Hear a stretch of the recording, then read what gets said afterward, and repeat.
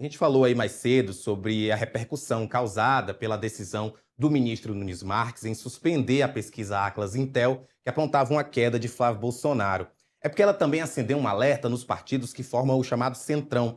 A colunista Milena Teixeira está comigo para conversar como que essa suspensão foi recebida por esses partidos do Centrão. Milena, muito boa tarde. Boa tarde, Rafael. Boa tarde à nossa audiência.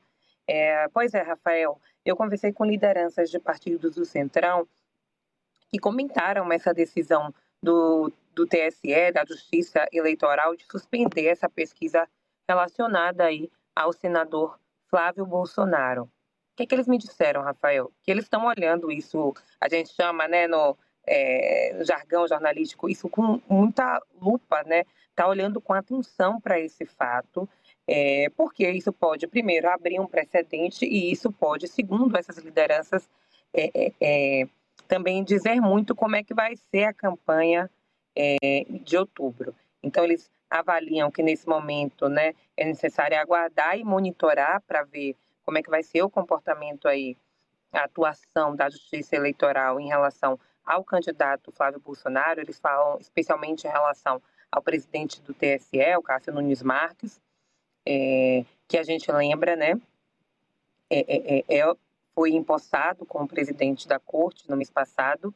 Então, eles avaliam aí que é necessário, nesse momento, Rafael, aguardar outros posicionamentos, mas que é necessário ficar com uma atenção e olhar com atenção para esse fato, porque isso pode abrir precedente, né, para outras pesquisas, outros tipos de situação, mas também que isso pode contar muito lá na frente, em outubro, nas eleições. Então, eles acompanham de perto esse fato, eles afirmam que não vem surpresa, mas que é necessário agora acompanhar aí essa decisão e os próximos passos, né, na verdade, da atuação do ministro, do presidente do TSE em relação à campanha do senador Flávio Bolsonaro.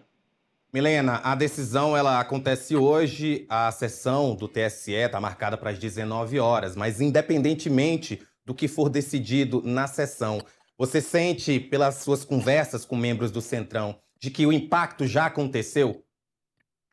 Esse impacto, sim, obviamente, né? Esse impacto, eles afirmam aconteceu. A gente vê, por exemplo, e também conversei com integrantes do PT sobre isso, Rafael, e eles avaliam, até falam, olha, isso para a gente parece até uma espécie de teste, né?